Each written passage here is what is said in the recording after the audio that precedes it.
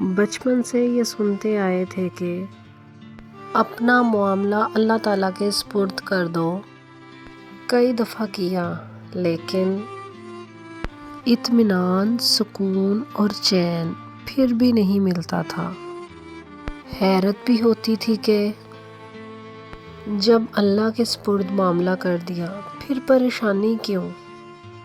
ایک دن حضرت سلطان باہو رحمۃ اللہ علیہ کا ملفوظ نظر سے گزرا کہ جب معاملہ اللہ کے سپرد کرو تو معاملہ اور اللہ کے درمیان سے خود نکل جایا کرو۔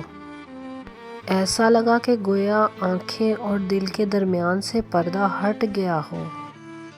میں معاملہ تو سپرد کرتی تھی لیکن خود بیچ میں ہی رہتی تھی۔ یہ ہو جائے گا، وہ ہو جائے گا، ایسا نہ ہو جائے، ویسا نہ ہو جائے۔ عمل بھی کرنا ہے اور اسباب بھی اختیار کرنے ہیں، لیکن معاملے کا نتیجہ اللہ کے سپرد کر دینا ہے۔ یہی سپردگی اور معاملہ فہمی ہے، اور پھر اس پر راضی ہو جانا ہے۔ اللہ پاک ہم سب پر اور آپ پر اپنا خاص کرم کرے، آمین ثم آمین۔ چینل کو لائک اور سبسکرائب کرنا نہ بھولیں۔ فی امان اللہ۔